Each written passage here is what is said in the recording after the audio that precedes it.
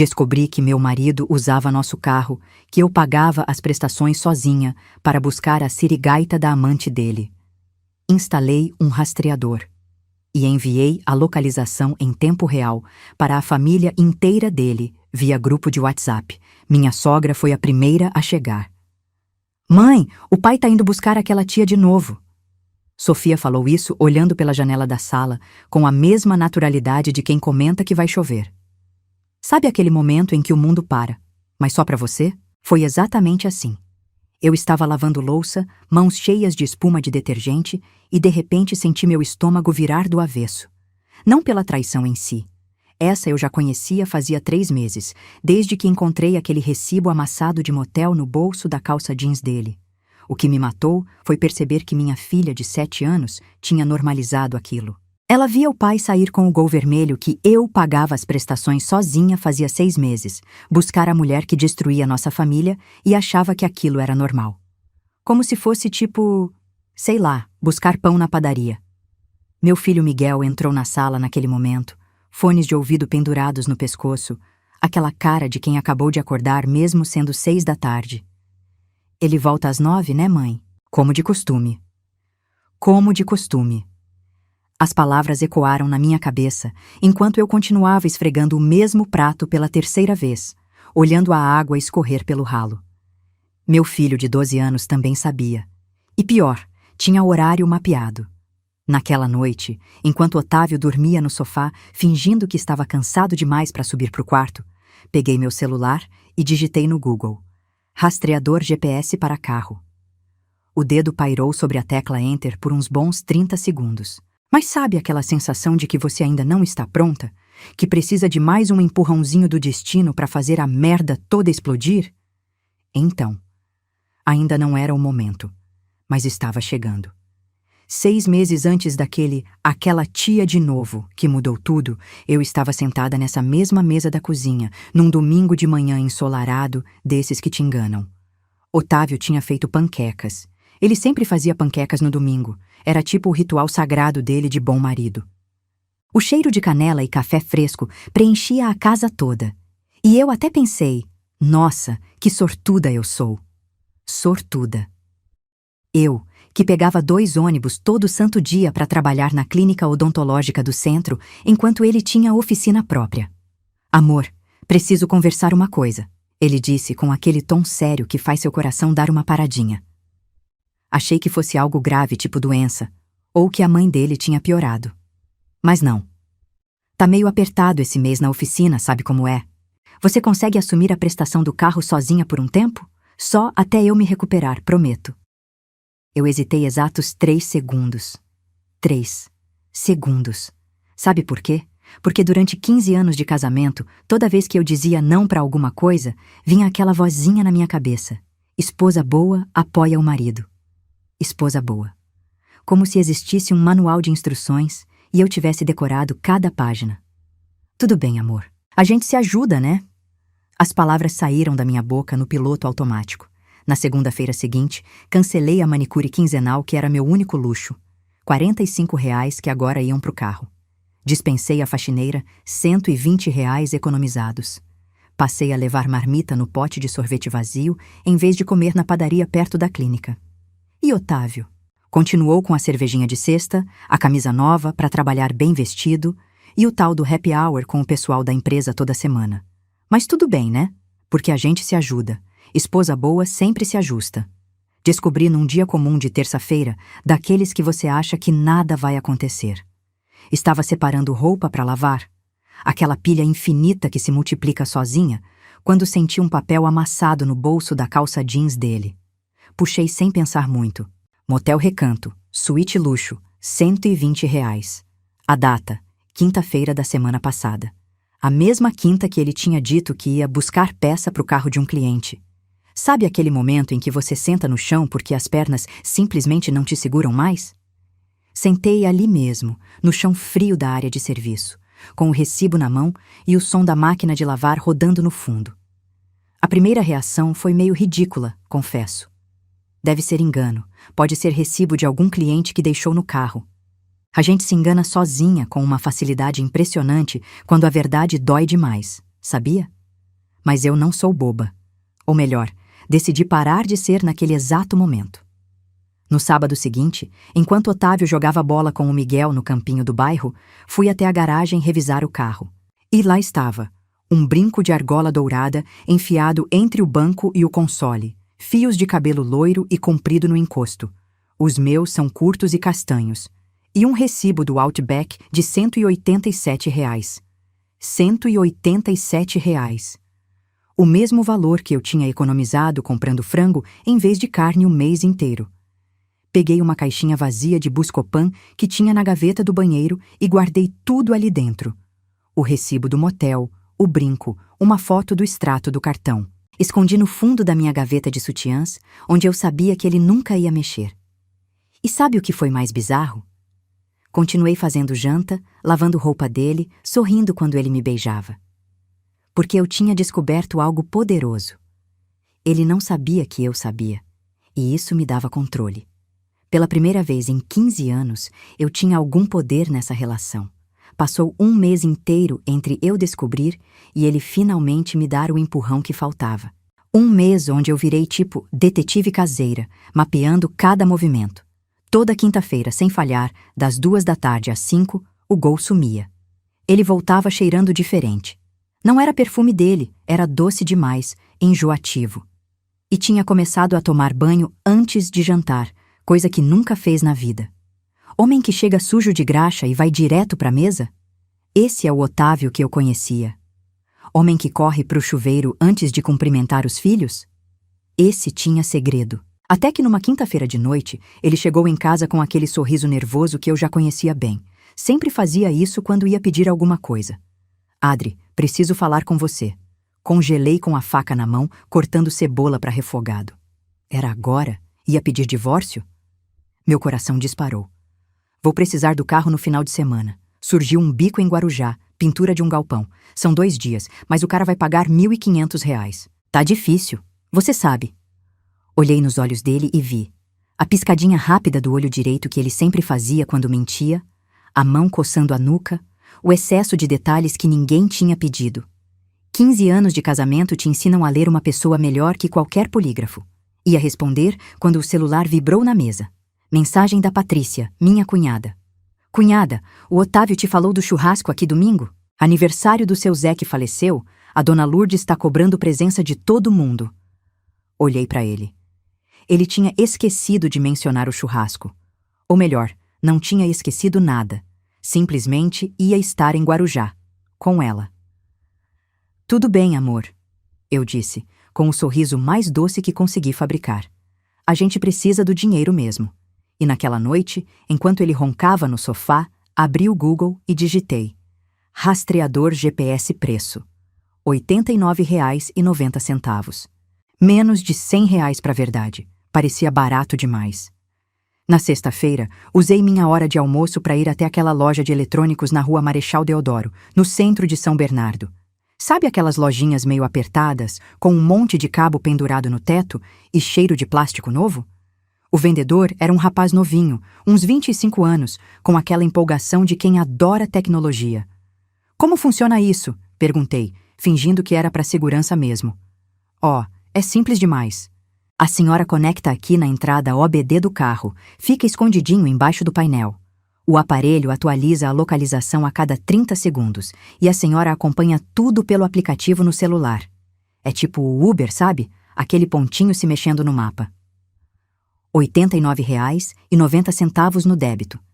Guardei a caixinha na bolsa com mão trêmula e voltei para o trabalho. A tarde inteira fiquei com aquilo queimando na consciência, pensando: eu vou realmente fazer isso? Vou espionar meu marido? Quando cheguei em casa às 6:30 da tarde, Otávio estava animado, arrumando mala. Mala. Para pintar galpão.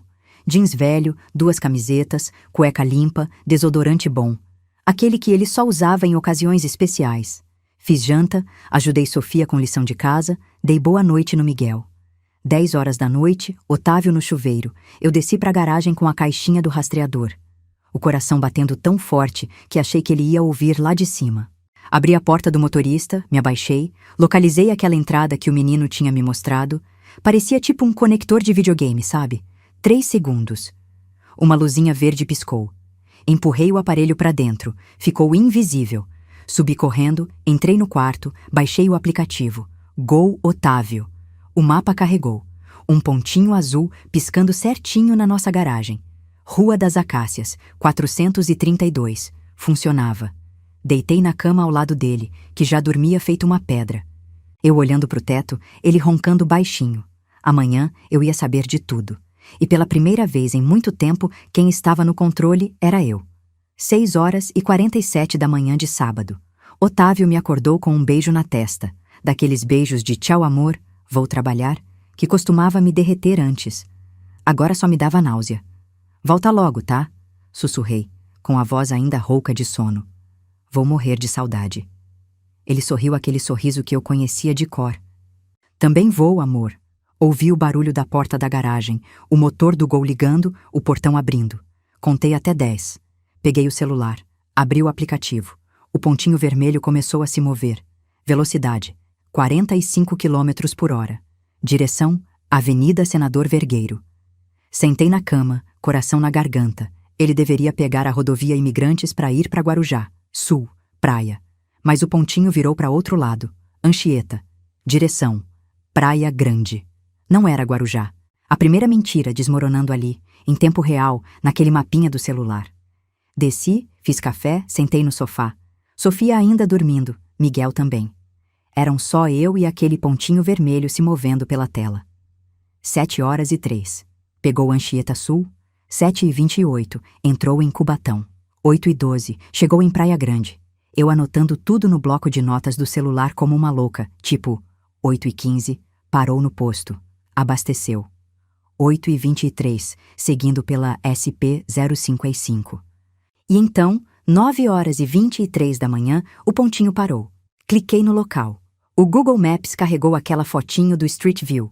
Motel Estrela do Mar, Praia Grande. Avaliação: 4,2 estrelas. Suítes com hidromassagem. Olhei para o relógio da sala. 9h37. Ele estava lá havia 14 minutos. 14 minutos. Uma lágrima escorreu, mas não era daquelas de fraqueza, não. Era de raiva. Peguei o celular, abri o WhatsApp, vi o grupo Família Ferreira, 23 membros. O dedo pairou sobre o botão. Não, ainda não. Deixa ele relaxar. Deixa ele achar que enganou mais uma vez. Porque vingança, eu estava aprendendo, é tipo brigadeiro. Melhor quando esfria. Enquanto aquele pontinho vermelho ficava paradinho no motel, e acredite, eu atualizava a página a cada 5 minutos, tipo uma obsessiva, comecei a rolar as conversas antigas do grupo Família Ferreira. 23 membros. A família inteira dele. E sabe o que eu percebi? Em 2 anos de grupo, ninguém nunca tinha me chamado pelo meu nome. Era sempre a Nora. Dona Lourdes. Alguém viu minha panela que emprestei para Nora? Patrícia. A Nora esqueceu de trazer a sobremesa no Natal. Tia Sônia. A Nora podia ter se esforçado mais na roupa de Páscoa. 15 anos de casamento e eu ainda era a Nora, tipo um cargo, uma função. Nunca a Adriana. Rolei mais. 23 pessoas que iam ver o que eu ia mandar. 23 testemunhas. E de repente veio aquela sensação boa, sabe? Tipo quando você vai dar o troco naquela pessoa que sempre te pisou. Comecei a rascunhar a mensagem. Primeira tentativa. Gente, o Otávio está me traindo. Apaguei. Soava fraco, tipo eu pedindo pena. Segunda tentativa. Olha onde seu filho está. Apaguei de novo. Agressivo demais. Terceira tentativa foi a vencedora. Oi, família. Instalei um rastreador no carro por segurança. O Otávio vai viajar para Campinas hoje. Se quiserem acompanhar a viagem, tô compartilhando o link. Qualquer coisa a gente consegue ajudar se ele precisar. Perfeita. Inocente. Prestativa. 3h30 da tarde. O pontinho ainda no motel. Eu no sofá. Sofia assistindo Frozen pela 1000ª vez. Miguel grudado no videogame. Respirei fundo. Copiei o link do rastreamento. Abri o grupo. Os dedos tremeram em cima do botão verde. E você sabe aquele momento em que você sabe que não tem mais volta? Que depois daquilo sua vida nunca mais vai ser a mesma? Então, apertei enviar. 3h34 da tarde. A bomba estava armada. Os primeiros 3 minutos foram de silêncio total. Dá pra ver no WhatsApp, né? Visualizado por Lourdes, Patrícia, João, Camila. Todo mundo abrindo, clicando no link, esperando o mapa carregar. Eu imagino a cena, cada um no seu canto, olhando para o celular, vendo aquele pontinho vermelho parado num lugar que definitivamente não era Campinas. Não era nem perto de Campinas. 3h37. Primeira mensagem. Tio Roberto. Adriana, tem certeza que o link tá certo? Respondi na inocência. Tenho sim, tio. Por quê? 1 minuto de pausa. Daquelas pausas que você sente o peso. Porque tá mostrando um motel em Praia Grande. Pronto. A bomba explodiu. 3h38 até 3h43. 47 mensagens. Eu só observando, sem responder nada, vendo o circo pegar fogo. Dona Lourdes em caixa alta. Porque sogra brava sempre grita até no WhatsApp. Que motel é esse? Patrícia. Gente, não pode ser o que eu tô pensando. João escreveu, porra, Otávio. Apagou, reescreveu. Que situação, hein? Camila, minha sobrinha. Tia Adriana, você tá bem? Com 3 emojis de coração partido. Tia Sônia. Alguém liga pra ele. Primo Marcelo mandou só, caralho, com aquele emoji de cara chocada. O grupo virou um Big Brother Brasil. Todo mundo online ao mesmo tempo, todo mundo comentando. E eu ali, sentada no sofá, celular vibrando sem parar na minha mão, com um meio sorriso que eu nunca tinha sentido antes. Não era felicidade. Era tipo... justiça? Poder? Sei lá. Mas era gostoso. 4h12 da tarde. Dona Lourdes no privado pra mim. Adriana, você tá aí? Respirei fundo antes de responder. Tô, Dona Lourdes. Eu vou até lá. Tô saindo agora. E mandou a localização dela. Um pontinho verde se movendo no mapa. Direção: Praia Grande. Velocidade: 92 km/h. Uma mãe traída pelo filho, indo buscar ele como se fosse uma criança que aprontou na escola. Dona Lourdes dirigiu 58 quilômetros em 1h15. Eu acompanhei cada segundo pelo rastreador dela.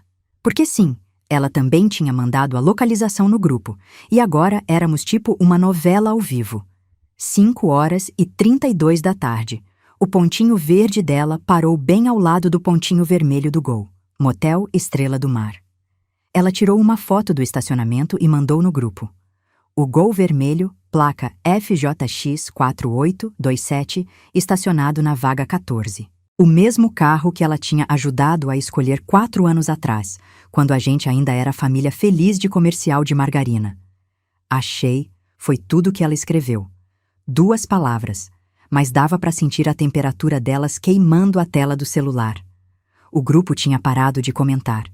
23 pessoas em silêncio, esperando o próximo capítulo. Patrícia quebrou o silêncio. Mãe, quer que eu vá aí? Lourdes respondeu só um não seco. Ela ia sozinha.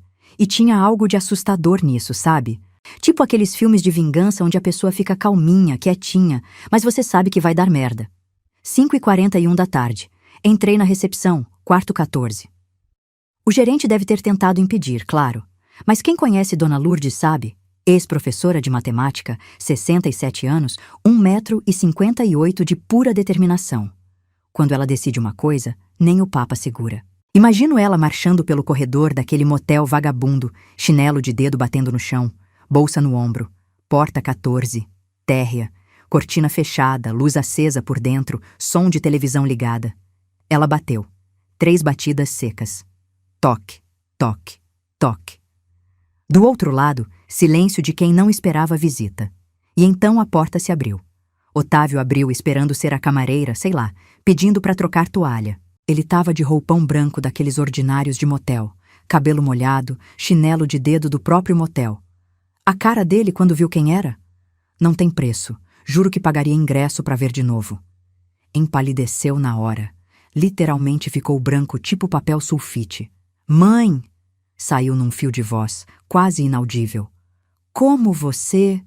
Lourdes nem deixou ele terminar. Como eu o quê, Otávio? Como eu descobri que você mentiu?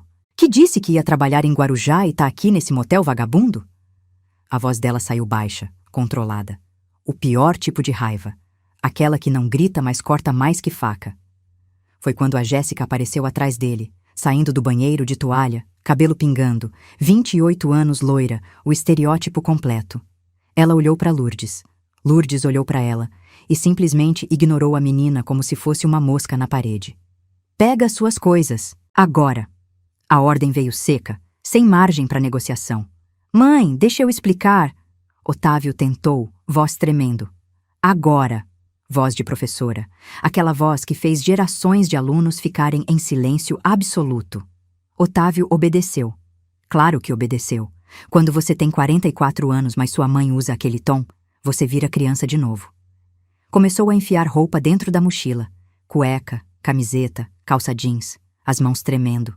Jéssica chorando no canto. Otávio. Ele nem respondeu. Passou pela mãe sem conseguir olhar nos olhos dela. Lourdes tem 1,58 m. Ele tem 1,82 m.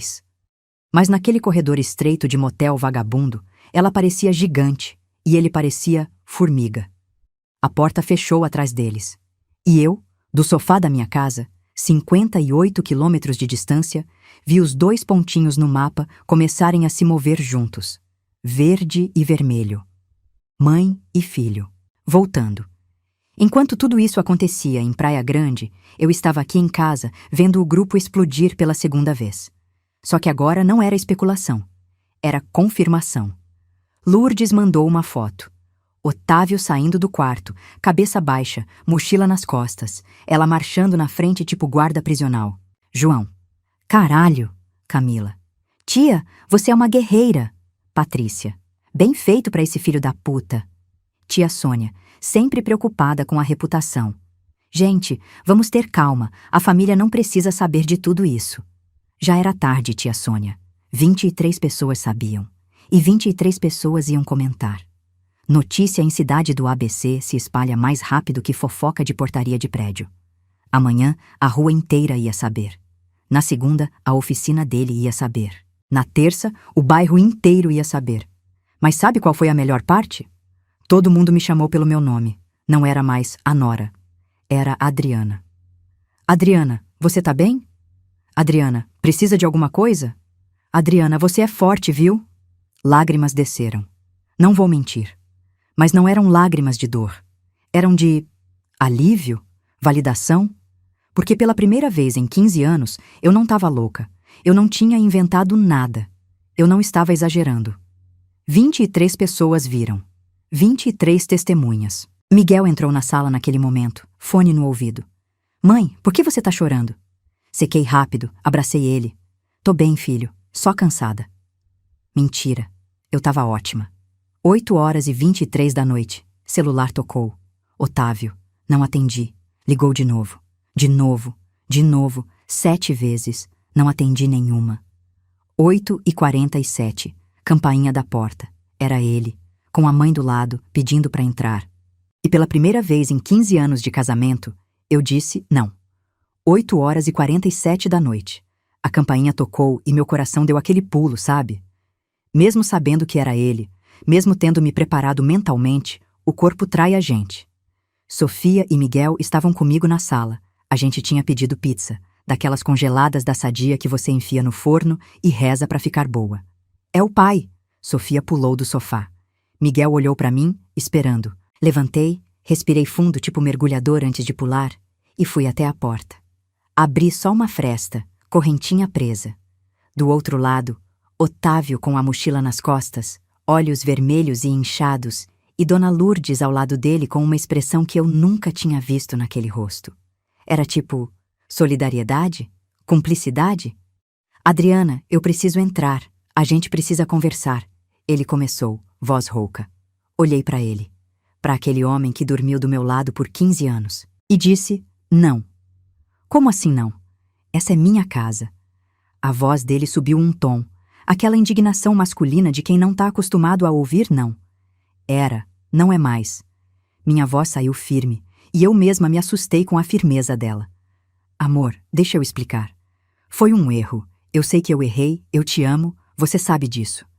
As palavras saíam atropeladas, desesperadas. E aí, eu disse a frase que tinha ensaiado na cabeça a tarde inteira. Você ama tanto que gastou R$ 187 no Outback com ela enquanto eu comprava frango porque estava sem dinheiro pro mês. O silêncio que veio depois foi tão pesado que dava para ouvir o cachorro do vizinho latindo 3 casas adiante. Foi quando Sofia apareceu atrás de mim, se enfiando entre minhas pernas. Pai, por que você mentiu? A voz fininha dela, aquela pergunta inocente, foi tipo uma facada no peito dele. Vi o rosto do Otávio se desfazer. Mas sabe de uma coisa? Não era mais problema meu. Lourdes deu um passo à frente. Otávio, você vai ficar na minha casa. Não era pedido. Era ordem. Sua esposa pediu espaço. Você vai respeitar. Otávio olhou para a mãe, desesperado. Mãe, você não entende. Entendo sim. Entendo que você é igual a seu pai. E eu não criei você para ser isso. Foi nesse momento que aconteceu. Lourdes virou para mim. E pela primeira vez em 15 anos, aqueles olhos duros que sempre me julgaram estavam macios. Adriana, você precisa de alguma coisa, você me liga. Tá ouvindo? Você é minha filha agora. Senti um nó na garganta. Obrigada, mãe. A palavra saiu estranha, mas ao mesmo tempo certa. Ela assentiu. Pegou Otávio pelo braço. Deixa a chave da porta. Ele tirou do bolso, mão tremendo, colocou na minha. Fechei a porta. Clique da tranca. E do outro lado, ouvi os passos dele se afastando. Mãe e filho. Mas agora, eu também era filha dela. A semana que veio depois foi tipo montanha-russa emocional daquelas que você só quer descer e nunca mais voltar. Segunda-feira, 14 ligações perdidas do Otávio. 14. Eu visualizava todas as mensagens do WhatsApp, mas não respondia nenhuma. Por favor, atende. Eu sei que errei. Deixa eu explicar. As crianças precisam do pai. Essa última me deu uma raiva que precisei respirar fundo para não tacar o celular na parede. As crianças sempre precisaram do pai, Otávio. Mas você preferiu estar com a Jéssica de cabelo loiro nas quintas-feiras. Terça-feira chegou um buquê de rosas vermelhas na clínica, na hora do almoço. R$ 150 de flores. Eu sei porque a secretária comentou toda animada. Cartão. Perdão. Te amo. R. Dei as flores para Luciana, a secretária. Pode levar, eu não quero. A cara de confusão dela foi quase cômica. Quarta-feira, ele apareceu na porta da clínica às 5 da tarde, esperando eu sair. Quando me viu, veio andando rápido. Adriana, só 5 minutos, por favor. Eu continuei andando direto pro ponto de ônibus. Não. E se você aparecer de novo, eu chamo a polícia. Não olhei para trás. Não olhei para trás. Repeti isso na minha cabeça tipo mantra, porque uma parte de mim, aquela parte idiota que ainda lembrava dos 15 anos bons, queria virar e dar uma chance. Mas eu não virei. Sexta-feira, encontro com Dona Neuza no Mercado Extra, aquela vizinha fofoqueira que sabe da vida de todo mundo antes mesmo das coisas acontecerem. Filha, é verdade que seu marido... Ela nem precisou terminar. É verdade, e eu não volto. Pronto, falei. A notícia já tinha rodado o quarteirão inteiro, óbvio. Na fila do caixa, 3 vizinhas me olhavam e cochichavam. Antes eu teria morrido de vergonha. Agora? Agora eu levantei a cabeça e olhei direto de volta. Vergonha tem que ter quem fez, não quem sofreu. 2 semanas depois do dia do motel, eu estava sentada numa salinha de escritório de advocacia na Rua Marechal Deodoro, a mesma rua onde comprei o rastreador. Engraçado como a vida dá essas voltas. 5º andar, sala 503, placa na porta. Doutora Marina Alves, direito de família. Patrícia, minha cunhada, tinha indicado. Cunhada, ela é fera, não deixa homem passar a perna. Sala pequena, mesa de vidro, diplomas na parede, cheiro daquele café fresco de escritório. Doutora Marina tinha uns 38 anos, terninho cinza, cabelo preso num coque perfeito e um aperto de mão que passava mais confiança que abraço de mãe. Patrícia me contou um pouco, mas eu quero ouvir de você. E eu contei. Tudo. O recibo no bolso, o rastreador, o motel, o grupo de WhatsApp, a sogra chegando lá.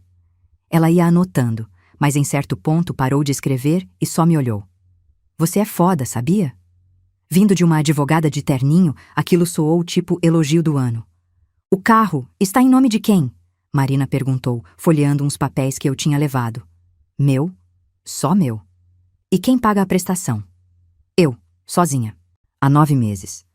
Ela sorriu aquele sorriso de quem acabou de ganhar um argumento no tribunal. Então é simples, o carro fica com você. A gente foi conversando sobre tudo. A casa, financiada no nome dos dois, mas eu tinha pago 60% das parcelas e tinha os comprovantes. A oficina dele, que tinha sido aberta com dinheiro do meu FGTS, eu tinha os documentos. Pensão para os filhos. 30% do salário dele, no mínimo. Ele vai aceitar? Perguntei. E pela primeira vez em semanas, minha voz saiu meio trêmula. Marina me olhou nos olhos. Não importa se ele aceita. É a obrigação. Quando chegou a hora de assinar os primeiros documentos, minha mão tremeu. 15 anos, sabe? 15 anos resumidos em folhas de papel timbrado. 15 anos você se sacrificou. Marina disse, como se lesse meu pensamento. Agora é hora de você escolher você. Assinei. E quando saí daquele escritório às 8 da noite com a pasta de documentos embaixo do braço, olhei para o céu de São Bernardo. Aquele céu alaranjado de poluição e cidade grande.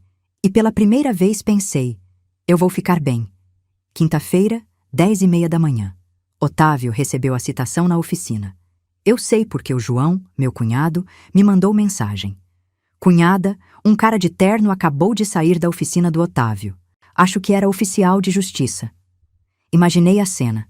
Ele no meio da graxa, cheiro de óleo diesel, macacão sujo e, de repente, um homem de terno entregando um envelope pardo. Otávio Ferreira? Citação de divórcio litigioso. Os funcionários da oficina olhando, o Carlinhos, sócio dele, fazendo cara de paisagem. Otávio deve ter ido pro banheiro abrir aquilo. Trancado, porque homem não chora na frente de homem, né? Leu. Dissolução de sociedade conjugal. Partilha de bens. Guarda compartilhada. As palavras dançando na frente dos olhos dele. E aí deve ter pensado, ela não vai fazer isso de verdade. Vai sim, Otávio. Vai sim. A primeira reação dele foi ligar pra mãe. Lourdes me contou depois. Mãe, você pode falar com a Adriana pra gente. Ela nem deixou ele terminar. Não. Seco assim. Mas você nem sabe o que eu ia pedir. Você ia pedir pra eu convencer a Adriana a desistir do divórcio. E a resposta é não. Ele tentou a irmã, a Patrícia. Mandou mensagem. Mana, fala pra Adriana que eu topo terapia de casal. Fala que eu mudo. Patrícia respondeu. Cara, já era. Aceita. Ele insistiu. Vocês também estão contra mim? E aí veio a resposta que deve ter doído mais que tudo. Eu tô a favor do que é certo. E você tá errado. À noite, Otávio apareceu na casa da mãe. Ele estava morando lá desde aquele sábado fatídico. Lourdes me contou que ele tentou argumentar, chorou até, falou que a família toda tinha virado as costas para ele. Por que você tá do lado dela? Lourdes olhou pro filho com aquele olhar que só mãe decepcionada tem. Porque ela não mentiu. Ela cuidou dos meus netos enquanto você estava num motel vagabundo. Otávio saiu batendo porta. E pela primeira vez na vida, Dona Lourdes deixou. 3 meses se passaram tipo aqueles filmes que dão um corte seco no tempo. De repente, é segunda-feira, 2h30 da tarde, e eu tô no Fórum de São Bernardo do Campo. Aquele prédio cinza feio que parece escola pública dos anos 80. Doutora Marina do meu lado, pasta preta cheia de documentos, salto alto batendo no chão de granito. Patrícia veio junto, apoio moral, segurou minha mão no corredor. Do outro lado, viu Otávio. Ele estava diferente. Barba grande, grisalha, olheiras fundas, camiseta meio amassada. Não era mais o Otávio de macacão limpinho da oficina. Era um Otávio, sei lá, menor. Ele olhou para mim. Eu não desviei o olhar. Não tinha mais medo dele. Não tinha mais raiva até. Só tinha cansaço, sabe? Vontade de acabar logo com aquilo. Entramos na sala de audiência. Mesa redonda, a juíza, doutora Fernanda Silva, nome na plaquinha, no centro. Cabelo grisalho preso, óculos na ponta do nariz, aquela cara de quem já viu tanta merda naquela sala que nada mais impressiona. Do outro lado da mesa, Otávio e o advogado dele, Dr. Paulo, daqueles dativos que o Estado fornece de graça quando você não tem grana. Detalhe que não passou despercebido. A juíza abriu. Processo de divórcio litigioso com partilha de bens. Vamos tentar um acordo? Olhou para os dois. Eu firme. Ele olhando para o chão. Primeiro item, guarda dos filhos. Marina, guarda unilateral para a mãe, visitas regulamentadas para o pai. Dr. Paulo ensaiou. Meu cliente gostaria de guarda compartilhada. Olhei para a juíza e falei, voz saindo mais forte que eu esperava. Ele pode visitar, mas morar na minha casa não. A juíza anotou. Guarda unilateral com visitas quinzenais. Próximo. Pensão. 30%. Dr. Paulo tentou pedir 20%. Alegou dificuldades financeiras. Marina sorriu. Aquele sorriso de tubarão. E mostrou prints do Instagram do Otávio de 2 semanas atrás. Cerveja, petiscos, bar com os amigos. Dificuldades, meritíssima? A juíza nem piscou. 30%. Próximo. Casa. Ficou comigo. 60% das parcelas pagas. Tinha todos os comprovantes numa pasta plástica que ficou mais gorda que Bíblia. E por fim, o carro. Veículo Gol. Ano 2019, placa FJX4827. Marina falou como se estivesse lendo sentença. Documento em nome exclusivo da requerente, prestações pagas exclusivamente por ela nos últimos 12 meses. Dr. Paulo não contestou. Não tinha como. Veículo com a requerente. Otávio tentou falar. Meritíssima, eu... A juíza levantou a mão. Seu advogado fala por você, senhor. Ele olhou para mim. Tentou. Adri. Olhei para frente. Não era mais comigo. A juíza bateu o carimbo. Aquele barulho seco de carimbo em papel que soa como fim. Estão oficialmente divorciados. Saí do fórum às 3h47 da tarde.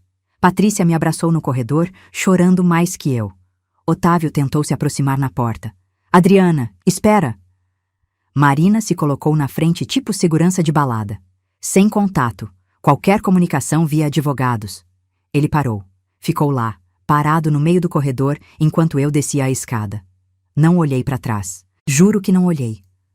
Lá embaixo, na rua, o sol batendo forte de fim de tarde, o Gol vermelho me esperava. Sentei no banco do motorista.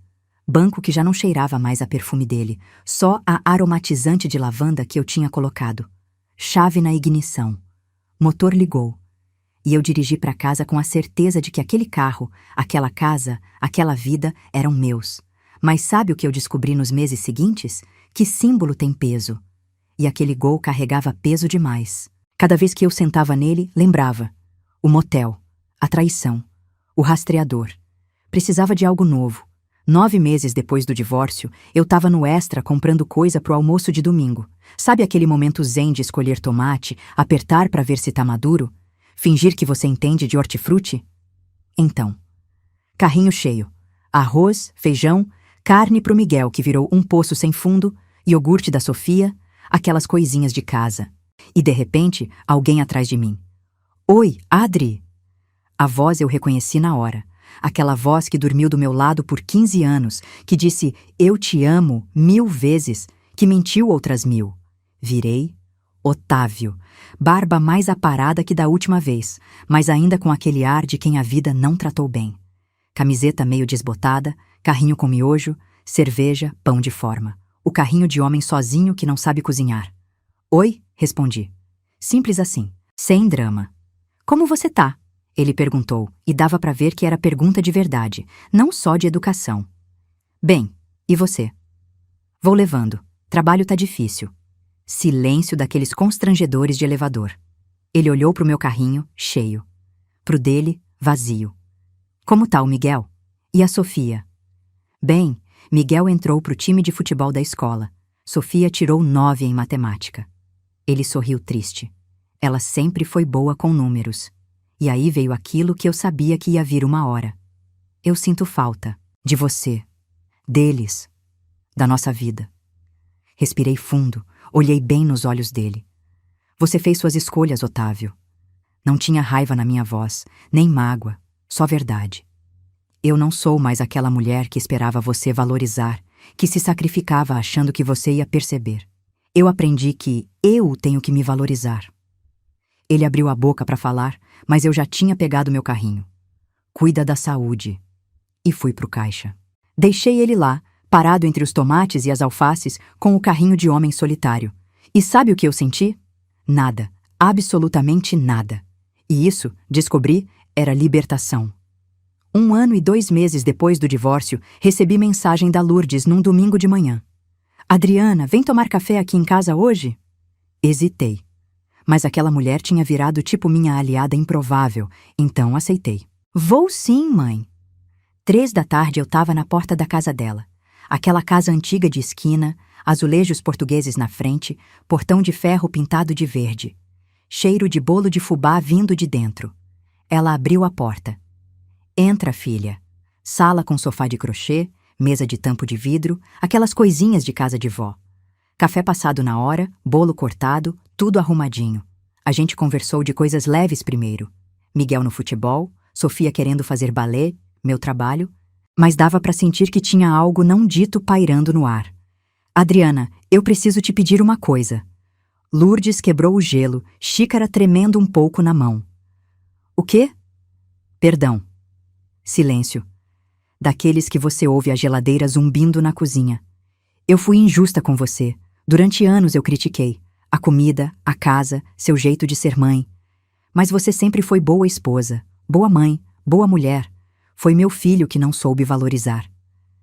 As lágrimas vieram antes que eu pudesse segurar. Obrigada, mãe.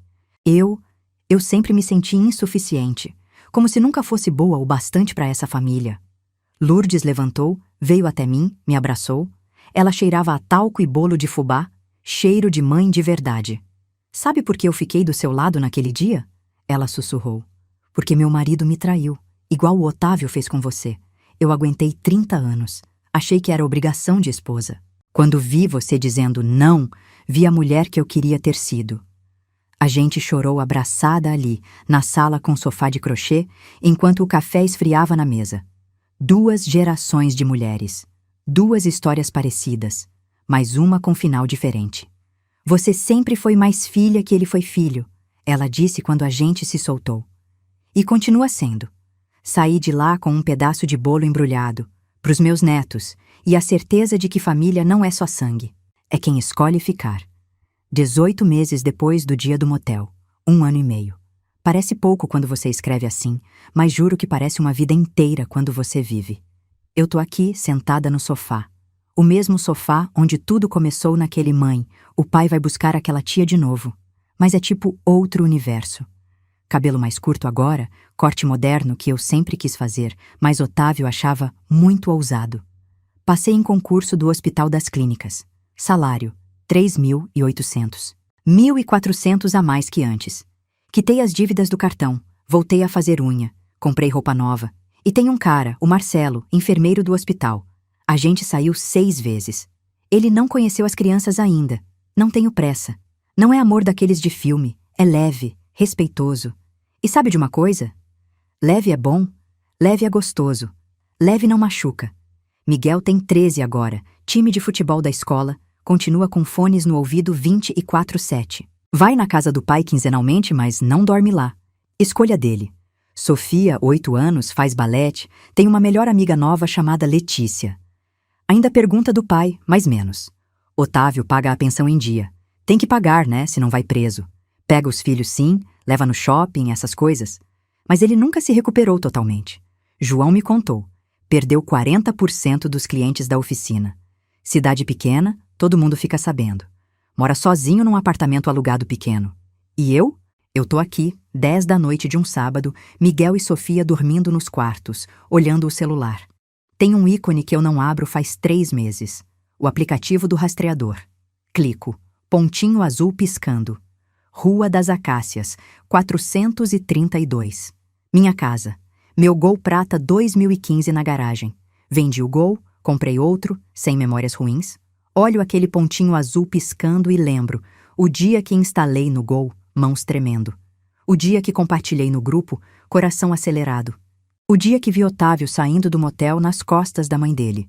Mas hoje não sinto mais nada disso. Só paz. Pressiono o dedo no ícone do app. Desinstalar? Hesito 2 segundos. Sim. O aplicativo some da tela. Não preciso mais vigiar ninguém. Não preciso mais provar nada. Não preciso mais controlar o incontrolável. Levanto, vou até o quarto do Miguel. Pôster do Neymar na parede, cheiro de chulé de adolescente. Depois o da Sofia, boneca abraçada, respiração leve de criança. Volto pro meu quarto. Cama de casal, só eu. E tá bom assim. Melhor até. Amanhã é domingo. Vou fazer panqueca para o café da manhã. Aprendi a receita, ficou boa. Vou levar as crianças no parque. Talvez ligar para o Marcelo, marcar cinema. Ou não, tanto faz. Porque pela primeira vez em muito tempo, eu não tô seguindo o roteiro de ninguém. Não tô tentando ser a esposa perfeita, a nora perfeita, a mulher perfeita. Durante 15 anos, eu fui a mulher invisível. A que pagava conta, fazia janta, lavava a roupa dele e esperava ser vista, valorizada, amada. Demorei para entender. A pessoa que precisava me ver primeiro era eu. O rastreador não me deu poder sobre ele. Me deu poder sobre mim. Poder de escolher não aceitar. Poder de escolher meu próprio caminho. Poder de escolher onde ir, como ir, com quem dividir minha jornada. O pontinho no mapa não mostrava mais onde ele estava me traindo. Mostrava onde eu estava reconstruindo minha vida. E pela primeira vez, em muito, muito tempo, eu estava exatamente onde queria estar. Sofia falou outro dia no café da manhã, mastigando panqueca com geleia. Mãe, você sorri mais agora. Eu sorrio mesmo, filha. Sorrio porque descobri que felicidade não é ter alguém do lado. É ter paz do lado. É ter você do seu lado. E eu finalmente, aprendi a estar do meu próprio lado. O Gol vermelho foi vendido. O rastreador foi deletado. Mas a mulher que instalou aquele rastreador naquela noite, essa mulher ainda está aqui. Mais forte, mais inteira, mais livre. E isso ninguém tira de mim. Nunca mais.